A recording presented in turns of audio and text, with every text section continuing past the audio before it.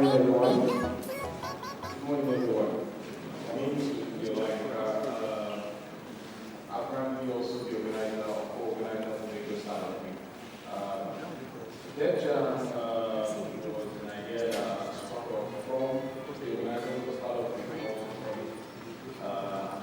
along the line brought in the GS from the GS Nigeria. DEVJAM realized that most of the global events are usually just technical. However, soft skills like essential reading, career, and most of them are not intended towards enterprise level. So let's have as many community as possible. But DEVJAM is like a global conference in which you have the opportunity to test as many APIs as possible. So the sessions we have inside the global collaboration with people, it's always in the house. How do you use things? How do you work on projects with things? So it's sort of inspirational, educational, technical. You also have the opportunity to meet recruiters also. What does it take to work in a startup? What are the things that go into? What are the necessary essential skills that need you to grow as a developer? And today is our first or second edition of DEVJAM. Last year we had the follow bidding for billions. For billion, yes.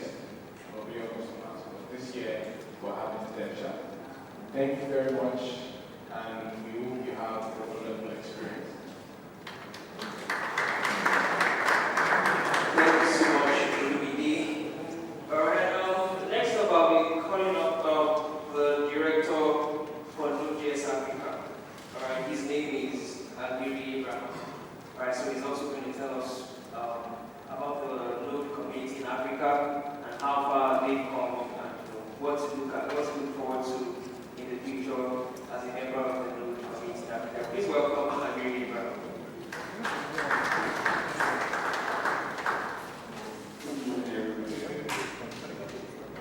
Really happy to see you here today.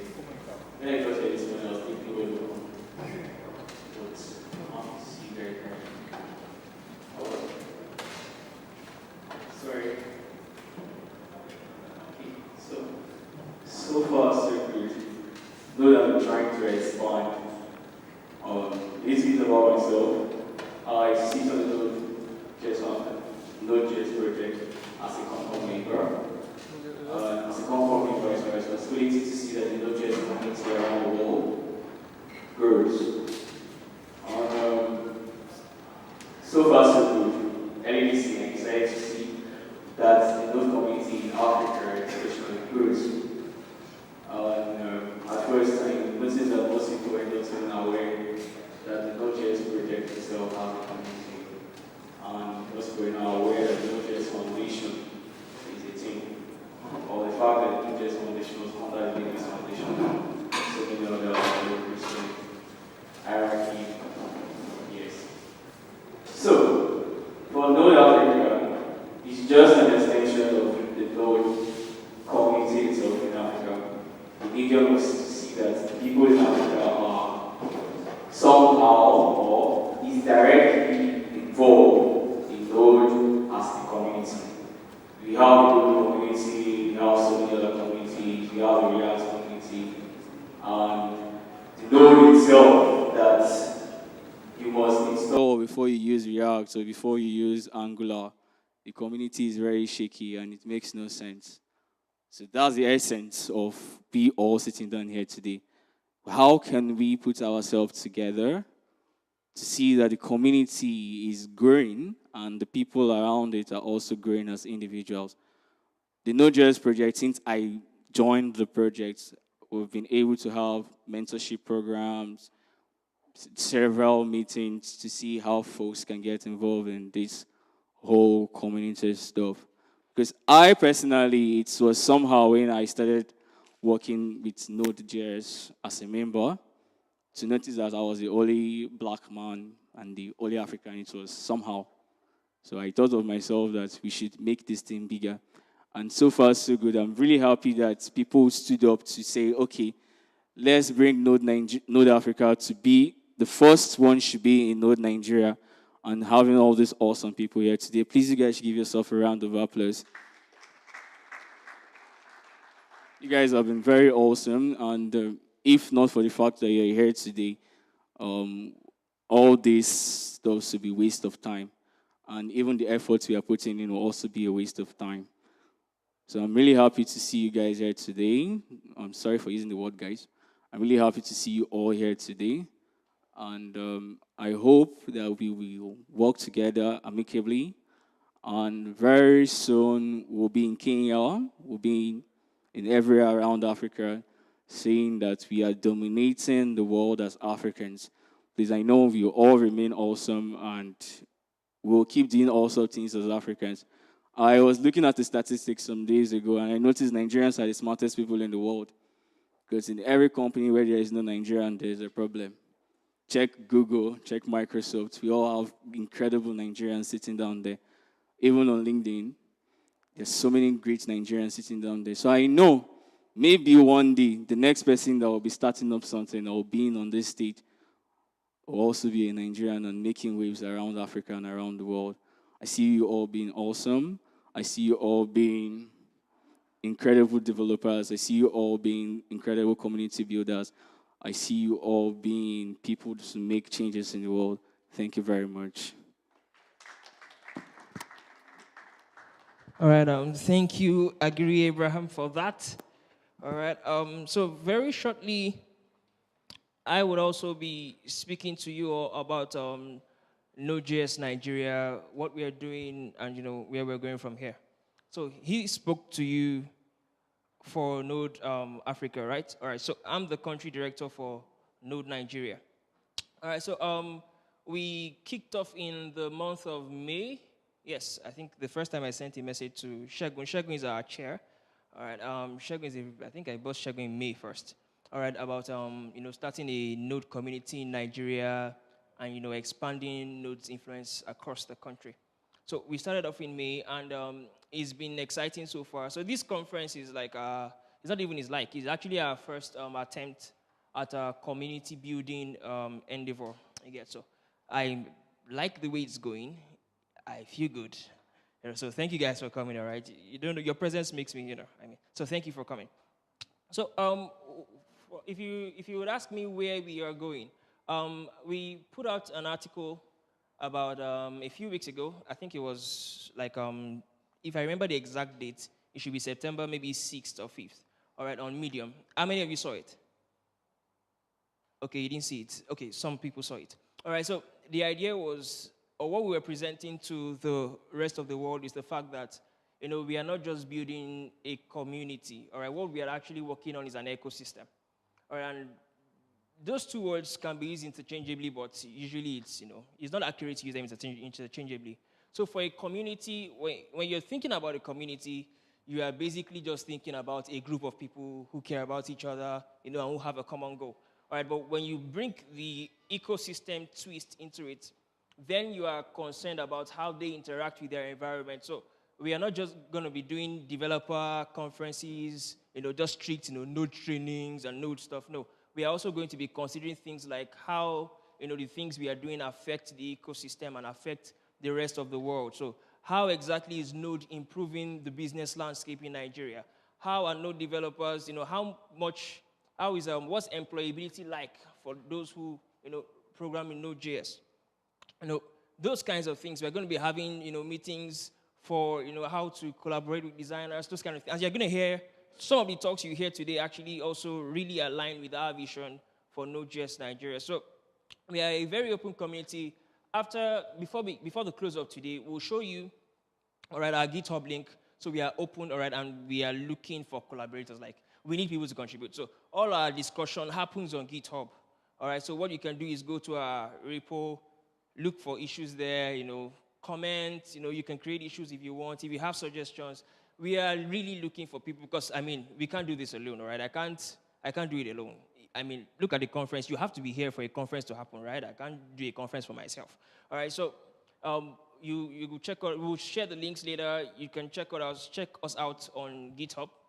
All right, where all our collaboration happens, all our discussion also happens. And so we are also going to be starting smaller communities across states and different regions. All right, so if you want to start a Node community in your area, let's say, for example, like I know people are here from Ife, they've come to receive, fire today to carry to Ife, so that's great. So they want to start a community in Ife, you want to do a meetup, you want to do a train or whatever, it's possible, all right, that's also possible. So if you get on our GitHub page, you see the process for getting that done. All right, and this is how we seek to expand bit by bit till we cover the entire country, all right, because I'm concerned about not just Nigeria. So we look forward to having everybody's involvement to make a statement with Node.js Nigeria. All right, we look forward to hearing our names, all right, on a global scale. We hear, oh, this person is a core contributor to Node Nigeria, and then he's doing this stuff and it's international, We are looking for people who will start companies from within us, people who will change. You know how people say that we live in the Facebook world and the Google world? Yeah, so such people exist in our midst, all right, and they're going to come from among us. So we're looking for you to join us and to, help us build this together. So, like I said, after this, we'll share the link to GitHub. We'll also send you an email for our community, so you can join our community on Slack. We discuss a lot of stuff there also. So, it's a community thing. So everybody is involved in building this. All right, so I'm asking again for your help and for your participation to build the Node.js community in Nigeria and to make a global statement. All right, that's the goal. Let's make a global statement together. All right, and I'm sure that you'll be willing to do this with us, all right, as we build this out. All right, so thank you very much. That's my brief, talk about Node.js Nigeria. If you have more questions, you can still see me after now, all right, maybe during break, we can chat. All right, great. So our first talk, all right, will be from Namso Okwana from Figma. He's actually the organizer for Figma Africa. All right, so he'll be giving us a talk on designer-developer collaboration. All right, so what are the things we need to, everything you need to know about designer-developer collaboration will be told to you in the next talk. So can you jam your hands together as we receive on stage Namso Okwana from Figma Africa.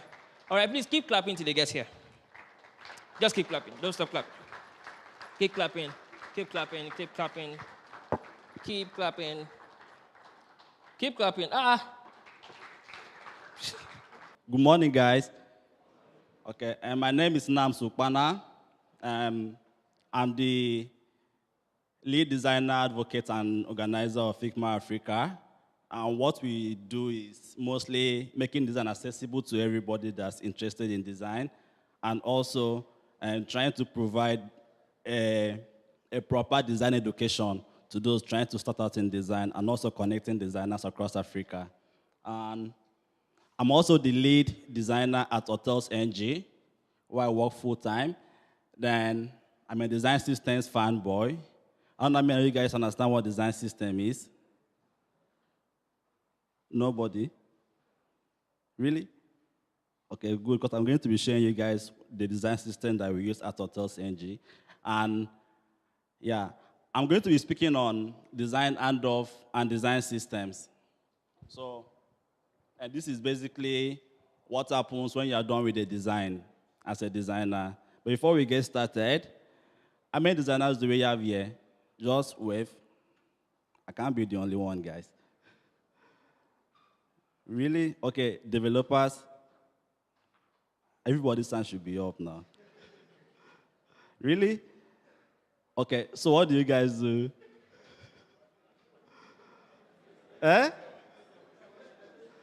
Okay, and that's really nice, because whether you're a developer or you're a designer, or you're just flirting with either design or coding, product development, or you're a product manager, like whatever you are, this is still really useful, because this is where the future of product development is heading towards. So we have design systems. How many of you guys here use Android phones? Okay, yeah. Still no hands. Okay, so Android phone uses the design system called Material Design, which is made by Google. So it was created by Google and to help them ship Android products or Google Chrome, all of that faster. So if you are using an Android phone, then it means you've come in contact with what a design system is. Then if you're also using Microsoft or like a Windows laptop, so it means you've also come across what a design system is. Maybe you just never really figured it out. For instance, one thing that you really notice with Microsoft is the sharp edges, yeah? So I see somebody wearing a Microsoft sheet. That's why I got that example. So if you can just stand up a bit, let me show something. So for instance, the logo is, you see the squares on, please just turn around a bit, sorry. Just turn around, let them see the logo. Yeah, so those square shapes, right? It's really characteristic of Microsoft designs, and you find it everywhere across all of their products. Now that's a flat design, but it's what their design system is all about. Now, if you are using Android, right, and you see one thing that you really notice with Android is that, with Android phones, is that the status bar, that's where you have your battery, the networks, the time, all of that. The color of that particular bar is darker than the color of the title bar. That's where you have the back buttons or all of that. For instance, your WhatsApp, for instance. So if you look at your WhatsApp, you see that the first grain is darker than the second grain, the second shade of green. And all of that is characteristic of their design systems called Material Design. Now, that's what we are going to be speaking on. And also, what you do when you get a design, from a designer as a developer. So say you want to maybe implement the front end of a design, and then you're just being called on board. Hey, just put this together for us real quick. So what do you do when you get those designs from the designer? That's what we are going to be talking about. I think everybody gets to benefit from this as well. Before we get started, one thing I like to encourage, like whenever I'm speaking at events, is for people to make sure those that are not at the venue are following what is going on at the event. And that's by tweeting about the event, taking pictures and all of that. So before we get started real quick, let's just see how fast you guys can tweet about this. So people know that we are already starting over here. So just tweet about it and then use the hashtags. It makes it easy for us to follow whatever content that we are putting out there and keep track of them. So don't forget the hashtags. Lagos Startup Week 18, LSW18, and then Figma Africa, straight up. Okay, I'm making my presentation live from Figma. Figma is a design tool. I don't know how many of you guys have heard of it. I've been shouting Figma loud enough. Okay, so Figma is a design tool similar to Photoshop, but it functions more like Google Docs. So instead of just typing on Google Docs, Figma allows you to design, and then you can collaborate with a bunch of other people. So I'm making my talk live from Figma, and if you want to follow what I'm saying, including all the examples that I've designed in my slides, you can follow the link right there to access the talk. Okay, so to get started real quick, design handoff is what happens when the designer gives you the design. That's design handoff. Now, most times, back in the days of CorelDRAW, I was a really big fan of CorelDRAW because I was stuck with a Windows laptop, and that was the tool that was not really killing my RAM, right? Illustrator, always killing my RAM. Photoshop, I can't use vectors in Photoshop. So, but CorelDRAW was really nice because I can import any file into it, PDF, EPS, BMP, any file, and still edit that file. Then I can also export any file. So back when I was using CorelDRAW, when I'm done with a design, I will have to export the design as PNG, as a PNG file, put it on Dropbox, and then start writing the different dimensions. So I will say this button right here is, the height of this button is 50 pixels, then the width of this button is, let's say, 150 pixels. I have to write out all of these things so the developer can implement exactly what I designed, to avoid cases of what you ordered versus what you got. So I had to go through all of that, and that's because we didn't really know a better way of design handoff. And most times, not like we were working hand in hand with the developers. So I was designing in isolation, and then I have to hand over the design files to the developers, and I want to be seeing what they are doing. So I only get to see the finished product. So if they missed a color of a particular button, I have no way of finding out until it's already live. So, and it really affected the way the product that was designed was being put out. Also, I wasn't really learning much because that collaboration wasn't there. And most times, as a designer, you need to understand the platform which you are designing for. Same thing applies to developers. If you're a developer, you also need to understand how what you are implementing was designed and how it's going to function. So, and design handoff takes place when the finished design has reached the stage for developers to implement it. And in order to create the ultimate experience for our users, design handoff cannot be done in isolation. It means when you are done with the design and then you send it off, you have to start explaining to developers what you actually thought. That's why most of us are currently trying to learn the use of user flows. You know, what happens when they click on this button? How is this button supposed to act when it's being pressed? So, or when you are using a drop down, when you click on a drop down, what happens? Should the drop down, drop on over, or should it drop when it's being clicked? So all of this is something that has to be included in the design handoff. Now, and design tools have made it really useful for us by including prototyping. So for instance, this is a prototype. So this is a prototype. Yeah, but it looks more like a live website. Then you can get to interact with it however you want. So stuff like this is what really makes design handoff useful. Now you can play around with it. You can scroll, click, maybe open a particular page, and then still go back to the home page. This allows the developers to know, okay, this is how the finished product is supposed to look, and it's what really makes design handoff useful. They can also search, but it's just a design, right? So stuff like this. Now, as a designer as well, you also need to get involved in the implementation. That means at every stage, maybe you can say, in 2 weeks' time, we should be looking at like the front-end aspect of it, how it's being done, and then give feedback, then watch them implement it. For instance, one of the hardest stuff to get right, in design and front-end implementation is figuring out the right shades of colors, and then also font weight. So a typical example is a case where the designers will understand regular, medium, bold, right? Developers understand 400, 300, right? Yeah? Okay, so now the designer use medium, and then the developer is using 300. But he doesn't really understand because the designer just keeps saying, I want it bold, or I want it medium. But the guy is not really understanding what you're saying because he's thinking of 300. Should I make it 600? Should I increase the number? And he's trying to figure out, if you make it 300, it's going to be way too, because the designer is thinking of the font size, not the font weight as being 300. So simple miscommunications like this, but it's just different use of terminologies. And it ends up affecting the people that will be using the product at the end. So to get started really quick, a typical design handoff should consist of mockups, interactions, copy, specs and assets, then a checklist of all that needs to be done for a design to be perfect. And we'll get started with mockups. So mockups is when you're done with a design, like the finished design. Now, usually, every designer will understand what this is. Who can figure out what this is?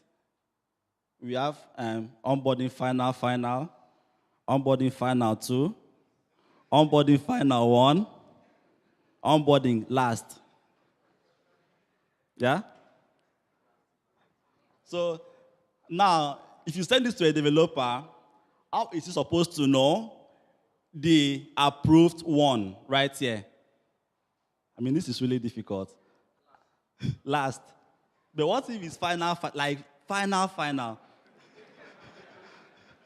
So, stuff like this is really confusing. But it happens every time. I still go through all of this, and sometimes I get really lazy.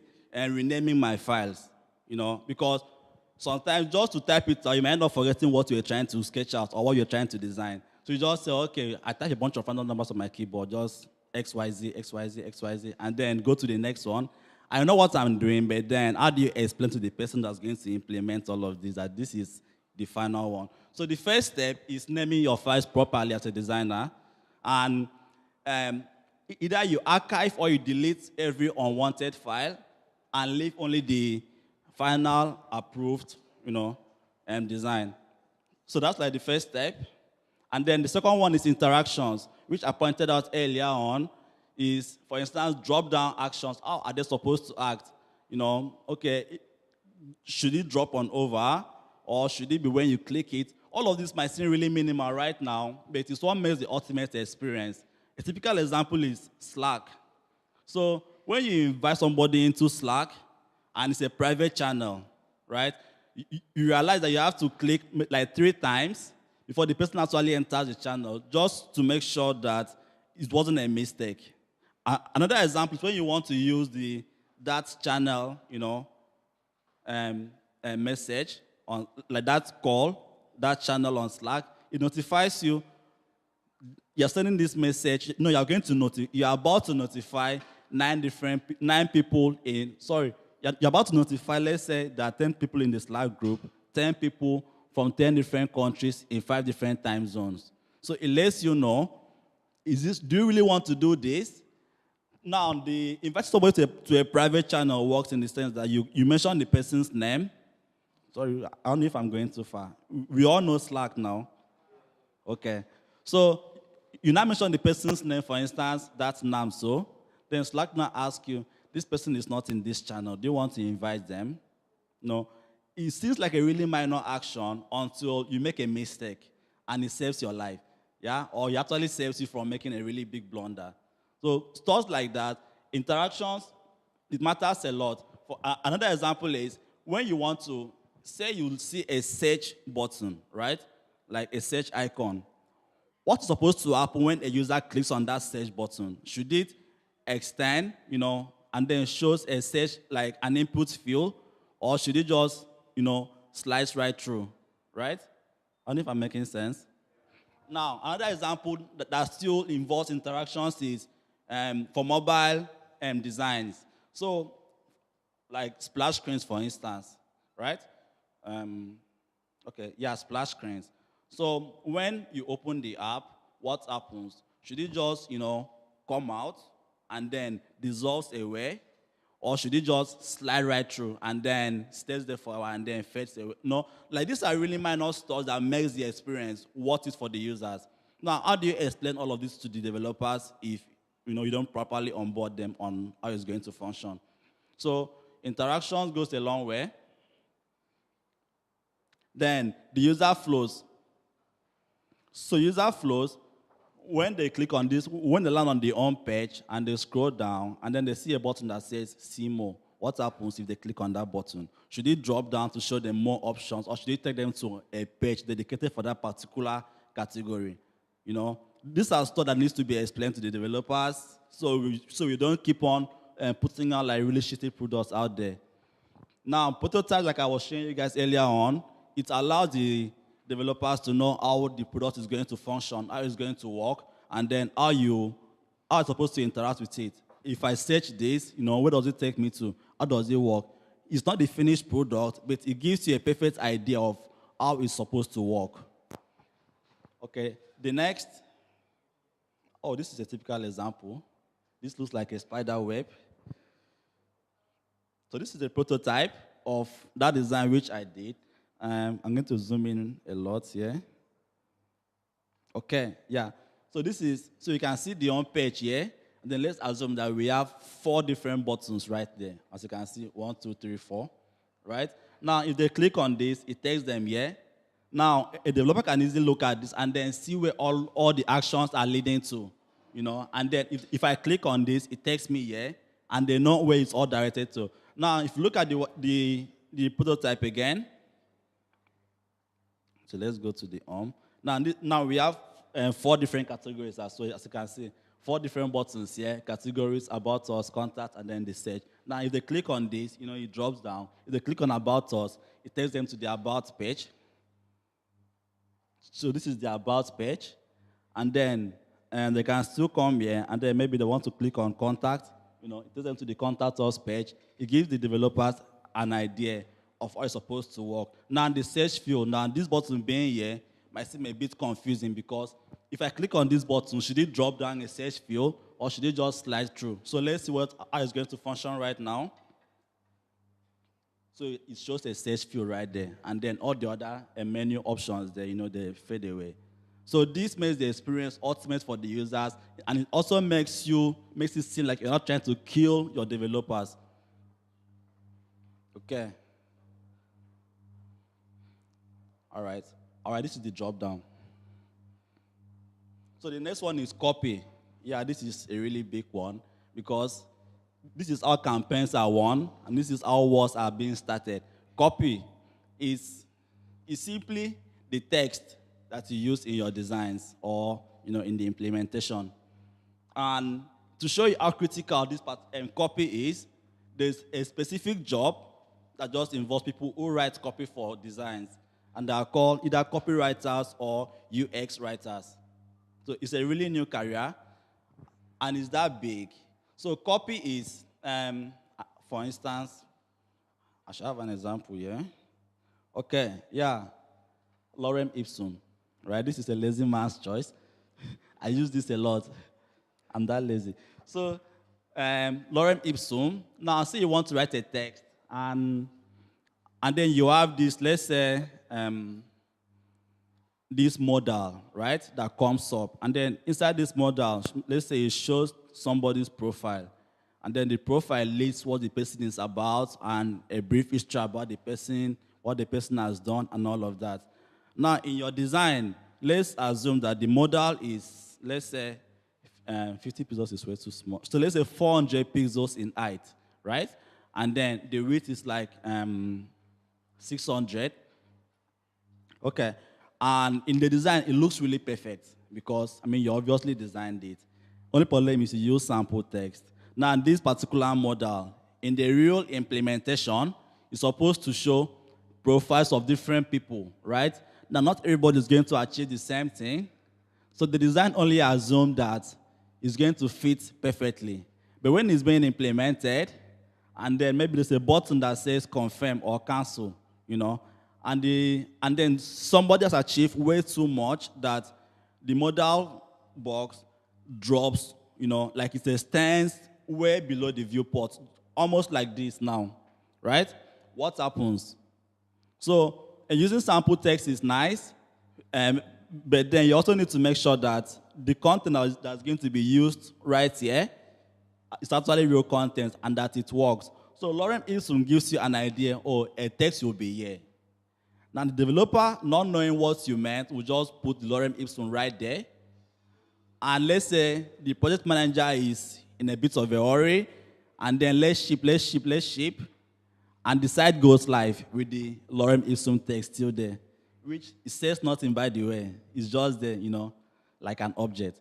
So never use placeholder text when you are doing designs or when you're about to hand off. Try to make sure you provide real content. For instance, if there's a title, try to get an appropriate title for that. And if there's a subtitle, try to do that as well. Then try to make sure the contents are real content. Okay, then the next one is define the typographic scale, especially font weight. I feel like I already mentioned this previously. So this is what a typographic scale looks like. For designers, we understand pixels and points, right? So we mostly use pixels. So I'll just showing up by using points. So we mostly use pixels, 36 pixels, and then in front end, that translates to H1, right? H2, H3, and so on. Now, designers don't really understand what H1 is. So you're telling them, should this title be H1, or H2? You're wasting your time because they have no idea what that means. So the typographic scale helps the designer know, okay, this is, the font the font weight and the font sizes that we'll be using for this particular design. And if there was a style guide or a brief about the design, it should be included in that as well. So this is really important. I find this very useful because I do this before I start any design, no matter how big of a hurry I'm in. I always define my typographic skill. It allows me to sleep at night. So there is that. Now, specs and assets.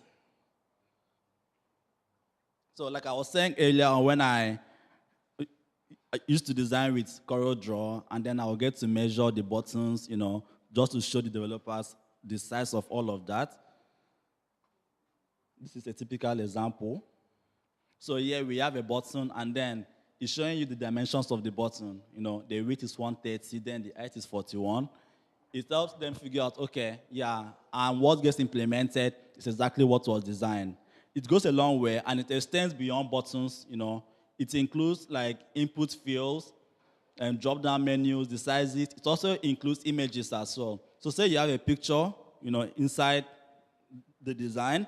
This gives you an idea of, the size of the picture and all of that. Because if you are optimizing your pictures for size, if it extends beyond a particular dimension, it becomes blurry.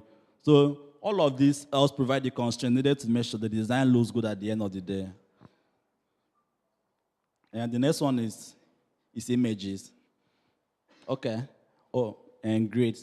So this is the design for the autos.ng new website that was launched. Now, grades is something, this actually took me a long time to figure out because I never really saw the point. But then coming from a print design background, I know when we are designing for print, we have to, leave some space for when the design is going to be cut. And we used to call that blade, Now transforming into digital design, it was kind of difficult figuring out the grid sizes to use. So say I just draw a bunch of lines on the screen and then I call that my grids, but how do I know that it actually means something? Until I discovered, it's supposed to use grid sizes, and the reason why we use the 8 columns at autos.ng is because 8 is divisible by, if you put together the number of screen sizes that we have available, 8 is a number that can be easily divided. So say we have watches, and then let's say the face is like, okay, I have no idea. I've never owned one. But then if you divide that, and then you divide it by 8, it's going to fit perfectly. So that's why we use this. Now, grids also helps your developers have an idea of where to place each of the elements as well. So if they are doing that and then it's collaborating with the design, it works perfectly really well for the implementation. And this is something that is really done because we are still trying to figure out, do you really need this? But if you understand it, it goes along with making sure that your design and then your elements in the design or in the implementation are being placed exactly the way it was designed. Then the images as well. So sometimes you have to provide the images, or you just, because if you are sending your design to a developer in PNG format, how are they supposed to get the images for the design, right? So making sure you provide them with the images goes a long way. Now, when you are designing for Android, most times with Android, I think you have to export the images, like according to the sizes, right? ×1, ×2, ×3, yeah? Yeah? Okay. So, like, you also have to provide that as well, because if you leave it up to developers, you might end up being surprised. So this counts as your job. It's not when the design is done. Okay. Then the icons as well.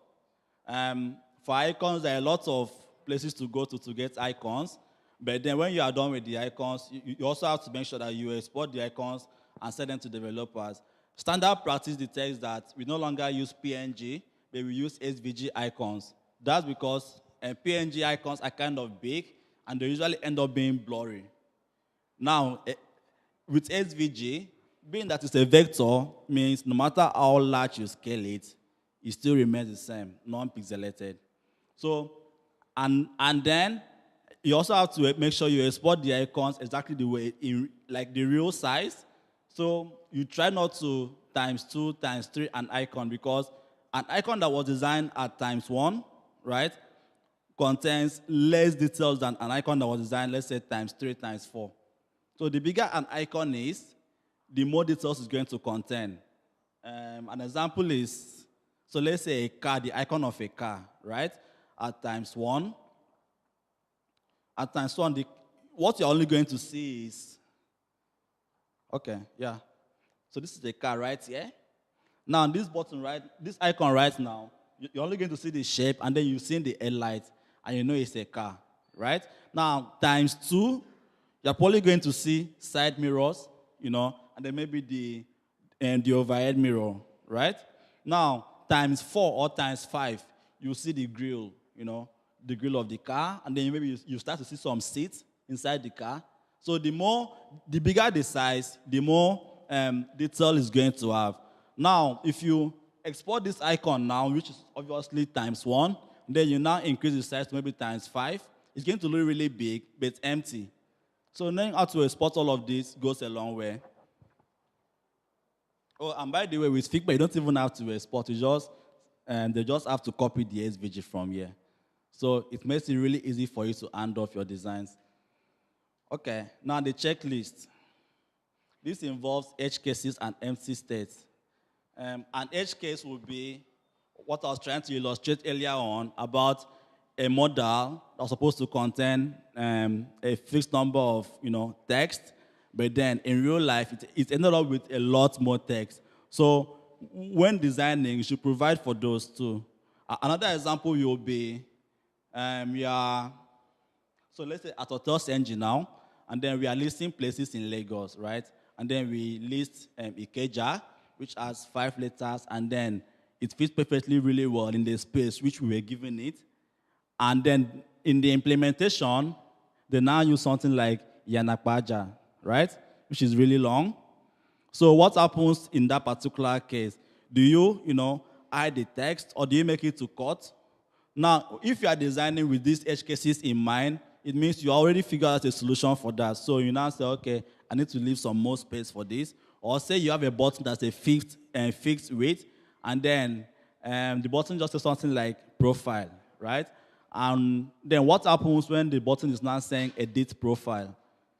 So do you cut it, or does it just keeps on extending? Now let's say the developer just uses the edit profile and the button extends, but it's no longer fine now. What happens in such cases?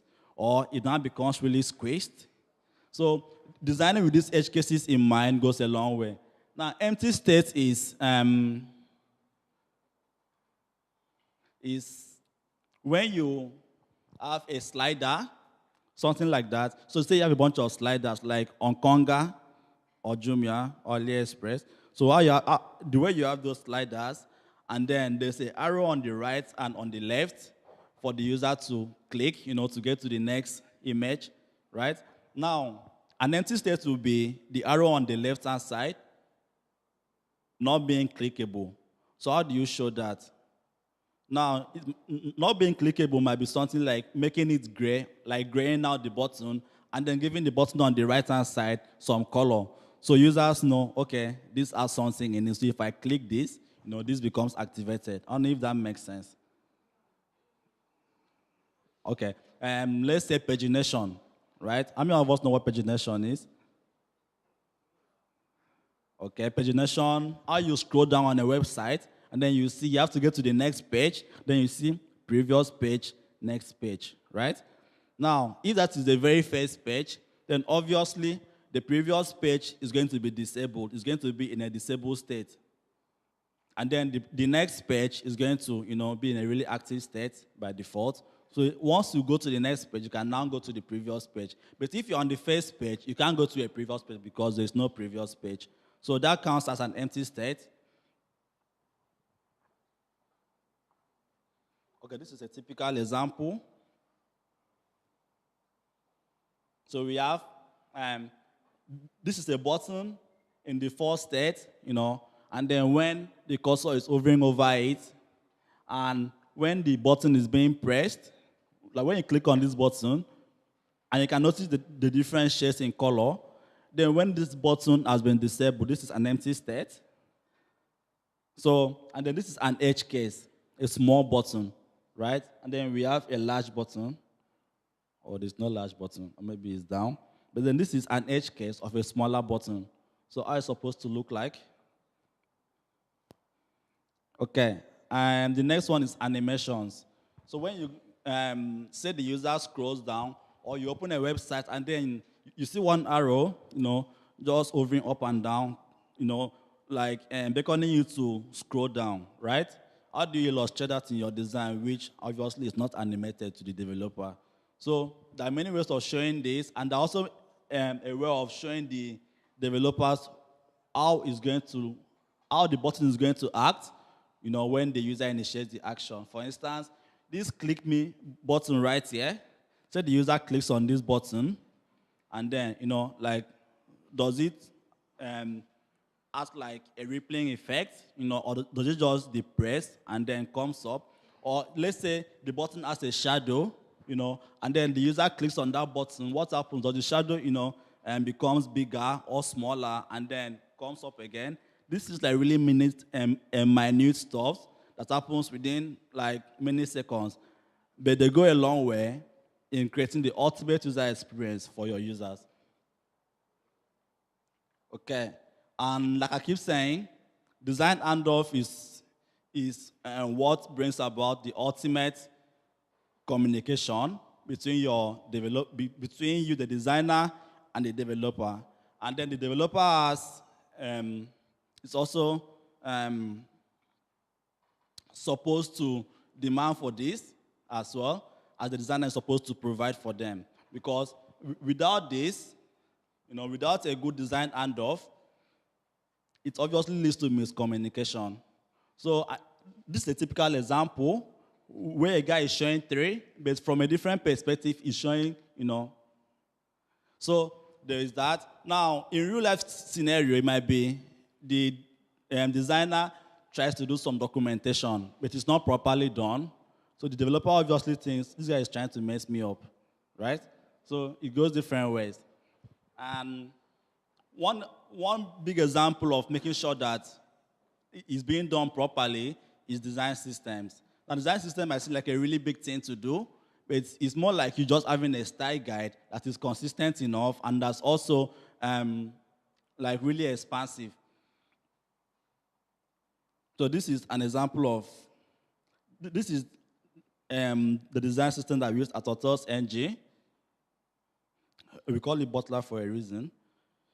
So it involves documentations, how we design, and it also helps, say you join the company for the first time as a designer. Now, instead of us talking to you every day, trying to get you to design the way we design or to understand the way we design, we just send this to you, and going through it, you have an idea of how we design, what we do.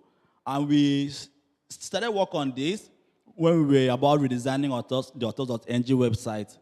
So we were going through way too many iterations, and then at some point we are like different shades of gray, in our database that we needed to find a way to make sure they're all consistent. Now with Figma, it was really easy for us because all we needed to do was, to start creating all of these and then turning them into components and then creating styles for them, right? Naturally, the design system is supposed to involve the code. It's supposed to include the code, but we are kind of short-staffed, so we only have the design, and it lives in Figma. So it means our developers have access to this, just like anybody else in the company. As you can see right here, this is our typography scale.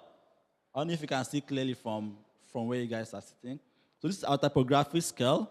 This is our color palette, and it goes all the way down. So the colors we use are primary color, secondary color, then the typography scale, the buttons, the font sizes and font weight.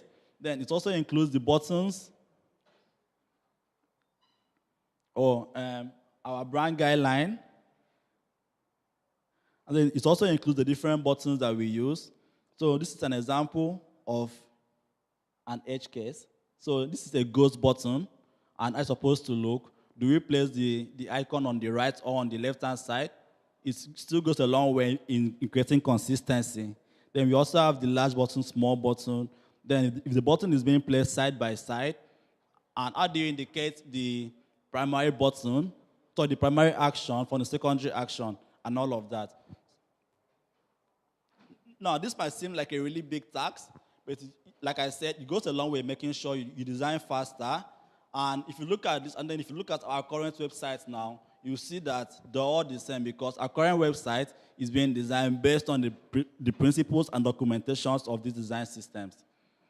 And now, say we give our design to a developer now from anywhere that's not even working with the company, all we have to do is share these design systems with them, and they can look at it and then figure out how it's supposed to work. There's a lot of it. So it even includes stuff like our checkboxes, how they look, how they work, and all of that. So that's it. Questions?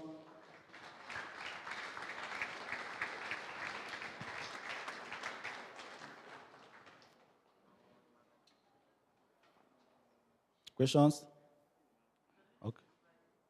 Oh, the link to the slide?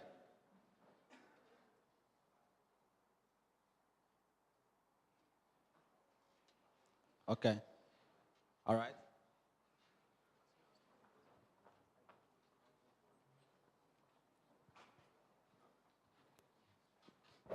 Good morning, everyone.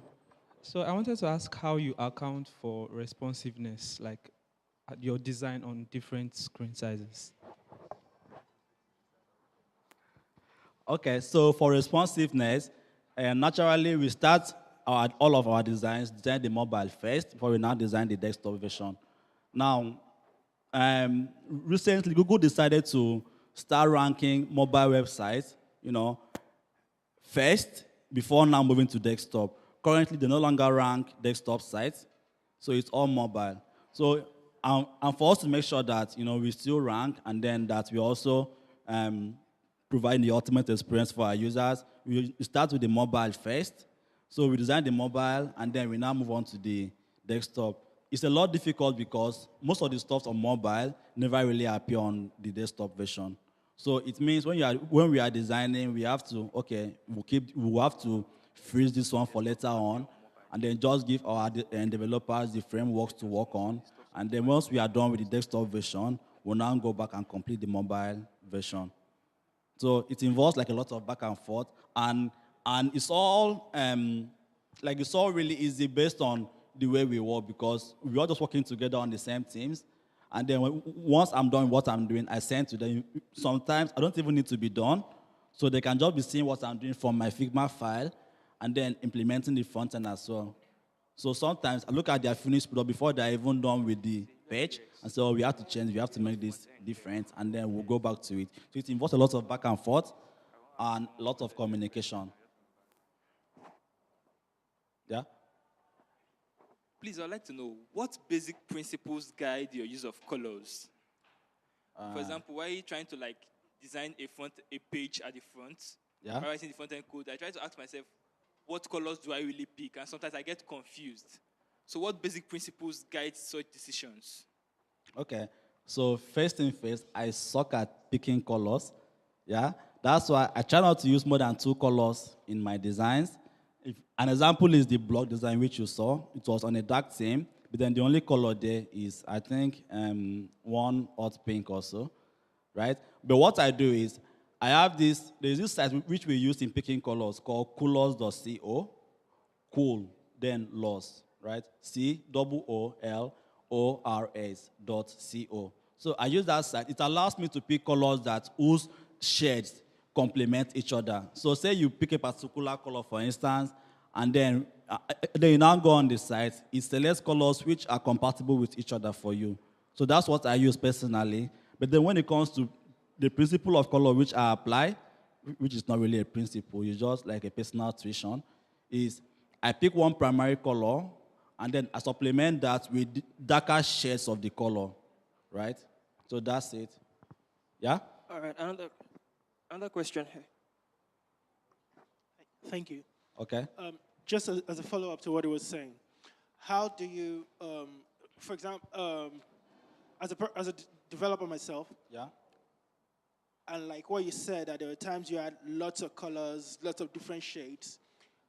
How would you advise someone like me, who's not a designer, who's working on, probably the only developer on the team, no designer, but working on trying to ship something, Yeah. how to structure a simple design system for myself that where I won't go crazy, because like for creating like a small design system that guides the building of my application for both for typography, colors, like you mentioned shades. Yeah. Like it's so easy to get into like 10 different shades of gray, Yeah. just different things. So how, like, if you were to tell me, dude, you don't know how to pick colors, you don't know how to pick your font size. These are like simple things I'll just tell you to do. Stick with this and you won't go wrong. Yeah, something like that. Okay. So I don't know if you've been hearing recently that designers should learn how to code, right? Okay. So I'm of the opinion that designers, like, they need not bother themselves with knowing how to code, but they should know, or they must know, how websites, how browsers work, how the backend looks. Now, it involves thoughts like understanding how developers think, and how developers think.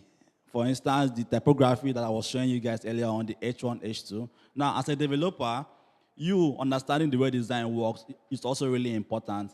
For instance, okay, how do you pick colors? And then how do you scale? Like what I was talking about icons earlier on. As a developer, you just understanding that goes a long way in influencing the way your implementation looks.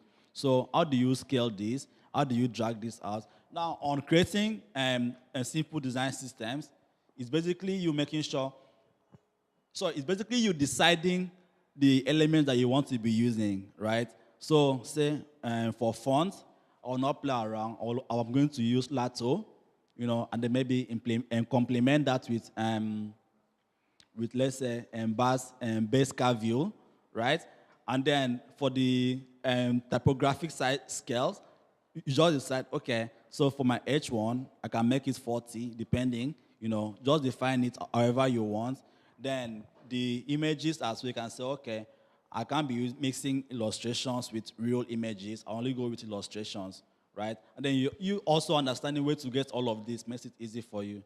So you can start with a style guide, and then later on be advancing it. Because if you're working on multiple projects, it makes sense to just have a style guide that is like really expansive. I don't know if that has answered your question. All right, thank you very much. We can't take many questions now, so I think we'll just be able to take one more. Okay. Right? So Yeah. Plus, you can always ask me on Twitter. exactly. So whose hand did I see first? Yeah. Okay, let me just sorry. Don't worry, if you have more questions, you can reach out to him on Twitter. Yeah. I tweet a lot. So thanks for your talk. Okay. So your experience with design systems, Yeah. using other platforms like Adobe XD or maybe Marvel app compared to Figma, what can you say about it? Okay. So most of this, okay, let's say Adobe XD, right? With Adobe XD, I think you can create symbols with Adobe XD. So you can start with symbols and then be keeping the symbols. The only problem is you might not be able to use a symbol from a particular design file in a different file, unlike with Figma. But if you can just create that, maybe you can export it out as a PNG file and be looking at it whenever you want to implement. But that might involve way too many steps for you, because first you have to create it, and then you also have to find a way to export it out, Or you can just pick a design system that's already in existence, that kind of agrees with what you want to create. For instance, I only use material icons. I don't bother with any other ones, because that's the only place that I can get icons without having to start creating my own. So I can get icons of the same group, and that has the same look and feel. If it's field, if it's line icons, and all of that. So that's the only place. So I only use material icons, and that works for me. So you can just pick a bunch of elements or, like a bunch of elements from different design systems and put them together to have your own. But you also have to make sure that they all agree together. If not, it's like having two left legs, except in your own case, you have like a lot of different left legs, you know. So, and you can also check adele.uxpin.com. So it's a repository of all the design systems in existence. So adele.uxpin.com. All right. That's done. Okay, yeah. All So right, thank you very much. Thank you very much. All right, thank you very much, Nam. So thank you so much. Thank you. I thought he was going to start fights. Should designers code? I was already afraid that, hey, please, please, please. Well, lucky for us, he didn't. He didn't really, but should I start the fight? So, should designers code? Should developers learn Photoshop? Yeah, so let's know we are all full stack. You know, I don't even know what I will call that now, because it's not just, you're no longer just a full stack developer, you're now full designer stack, coding, you know, Thanos. Let's say that. All right, that was a great one. So thank you very much again. So please, if you have more questions for him, reach out to him on Twitter. All right, he will definitely answer your questions. He's a very nice person, all right? So don't be afraid. He won't bite you.